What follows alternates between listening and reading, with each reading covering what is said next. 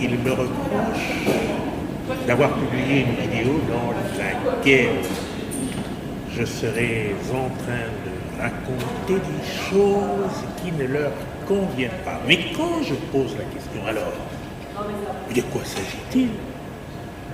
C'est le silence. Le silence. Je n'ai personne en face qui vient me dire posément, écoute JS, voici quel a été ton propos, voici ce qui ne va pas, il faudrait que tu t'en expliques, etc., etc. Personne. Je t'assure.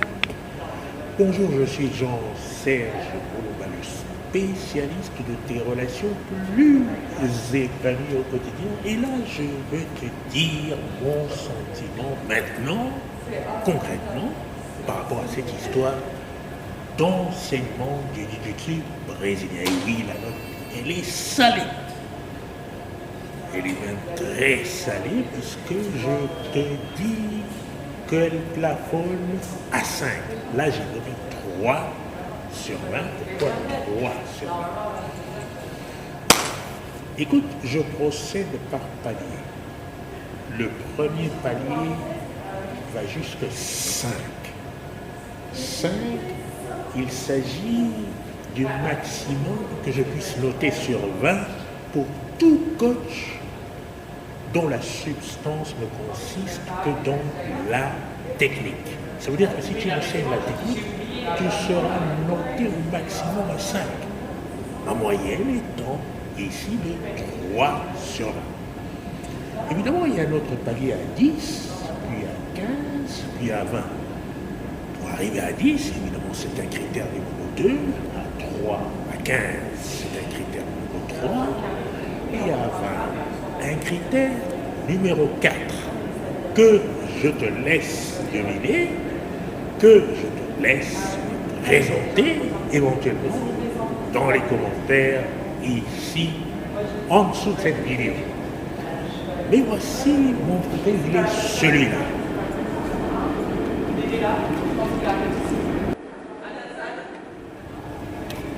Donc, ma critique, elle est celle-là, sur ce contenu-là. Mais allons de plus près dans ce contenu. Quel est-il?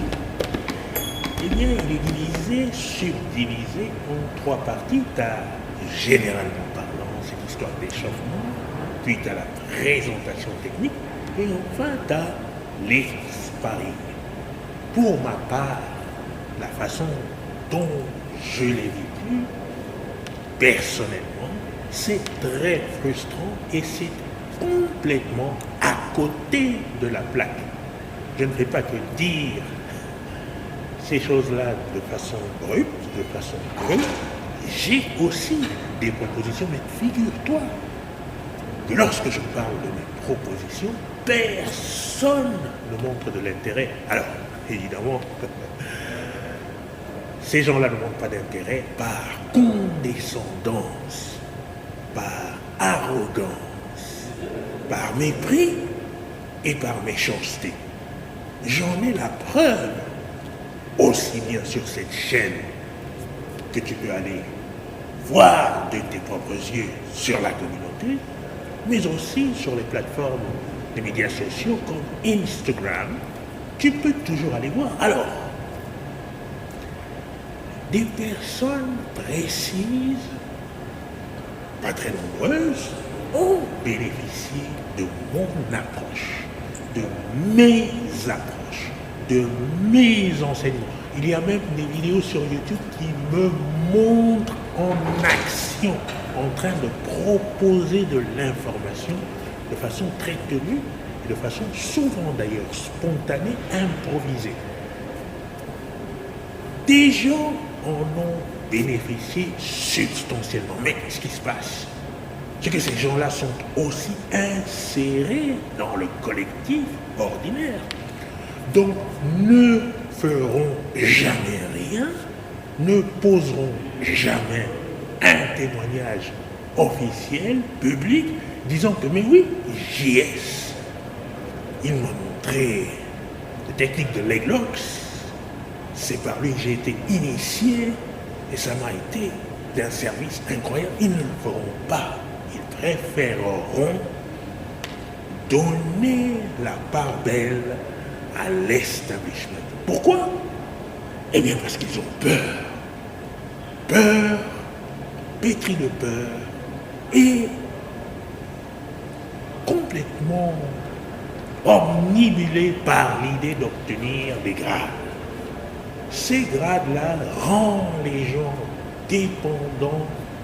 Ils sont prêts à subir n'importe quoi pourvu qu'ils restent intégrés, acceptés, validés par l'establishment.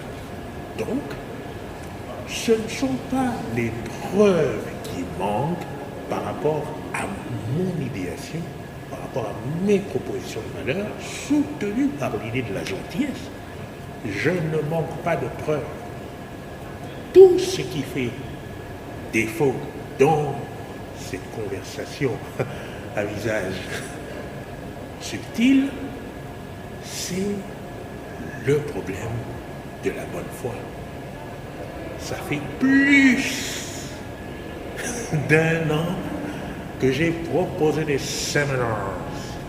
Les gens font comme s'ils n'entendaient rien, mais ils ne proposent rien de substantiel, de qualitatif qui soit vraiment submergent. Alors, quand j'annonce des prix à 55 euros, 80, 110 euros, tout le monde est ahuri. Mais que faites-vous? Que faites-vous? Moi, je n'ai pas eu besoin d'une ceinture pour fabriquer ces séminaires, ni ces cours.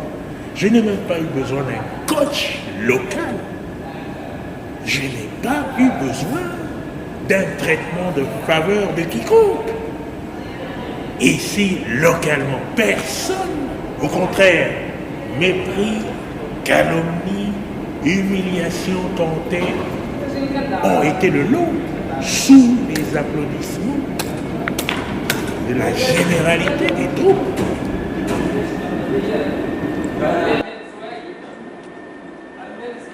Moi non. Je ne vais pas mettre tout le monde dans le même lot, évidemment. J'ai au moins 2 personnes que je voudrais, par le biais de cette vidéo, saluer, à savoir Thomas et son fiston Kevin, qui ont montré, chacun à sa façon, du courage et du soutien pour les idées, pour les valeurs que je suggère et qui sont toujours marginalisées par des personnes dont les intentions sont très douteuses. C'est très clair. Ma sanction est claire, c'est-à-dire que là, les clubs, les coachs ne sont pas à la hauteur de ce qui est à attendre d'un leadership opérationnel opérant. Et ça, je suis clair. La note, telle que je la montre là, ne concerne évidemment que le contenu, mais on pourrait en dire des choses, plein de choses, et il faudrait, parce que j'estime que laisser tout un pan du Wujitsu, c'est-à-dire toute la part enseignante, complètement immaculée, ne pas être capable de prononcer de l'insatisfaction, c'est quelque chose de dramatique. Faire des pompes pendant 30 minutes, non. Alors qu'il y a énormément de choses à faire, non. Ne me parlez pas de compétences, ne me parlez pas d'inspiration dans ces conditions-là.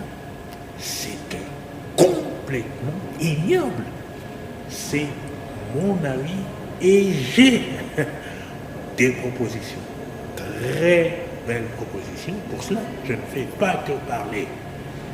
Il y a des gens qui en sont conscients, qui le savent, mais par mauvaise foi, par méchanceté, feront tout pour ne pas laisser l'expression à cette idée de la gentillesse. C'est terrible parce que les arts martiaux que je pensais, moi, le terrain de construction par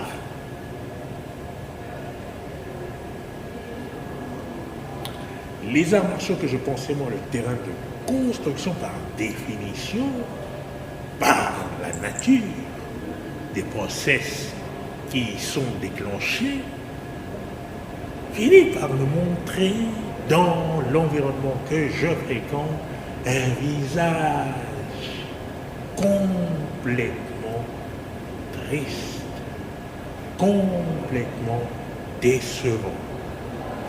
Ce visage où on ne peut que se réjouir par à-coups au rythme des compétitions fréquentées, organisées par la fédération. Ce visage où on a tout fait de réunir les conditions les plus favorables à l'obtention du grade coûte que coûte. Ce visage où les valeurs qui font le socle d'un individu sont laissées de côté au profit de choses bien moins louables. C'est ça, le jiu-jitsu brésilien que je connais, moi, dans son format conventionnel, ici, dans la région. Alors, oui, je ne les connais pas tous, mais je n'ai même plus envie de les connaître. Je n'ai pas besoin de les connaître parce qu'après tout, ils se ressemblent un peu tous. Je pense que les personnalités, évidemment, sont des personnalités, les personnes sont des personnes, mais cette activité qui met en avant l'idée de l'opposition, si par ailleurs il n'y a pas un entourage très précieux formulé par les idées de la bienveillance, de la gentillesse, on est à peu près sûr qu'il va y avoir une émergence de comportements dysfonctionnels qui seront eux aussi encouragés, voire apprivoisés par le plus grand nombre au détriment de la communauté en général. C'est triste.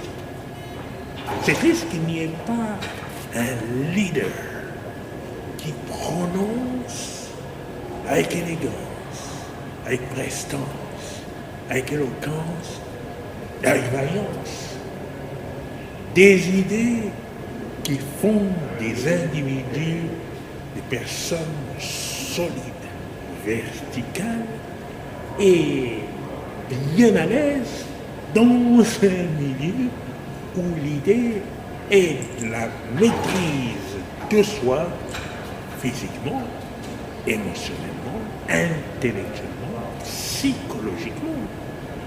C'est dommage. Mais je ne vais pas m'arrêter là. Je vais quand même dire que j'ai des propositions de valeur qui peuvent venir étoffer, aider la communauté dans le bon sens, à mon niveau, à moi, et oui, à mon niveau, malgré les hostilités, ces propositions sont là. D'ailleurs, pour toi, qui soutiens l'idée des relations épanouies, sache que, enfin, la boutique, nouvelle boutique est en ligne avec des designs à venir et que c'est quelque chose qui devrait te plaire. Fais-y un tour, j'ai le lien qui sera inscrit dans la description de cette vidéo. Et maintenant, c'est ma façon d'encourager l'idée de la gentillesse. Je te dis à la prochaine vidéo.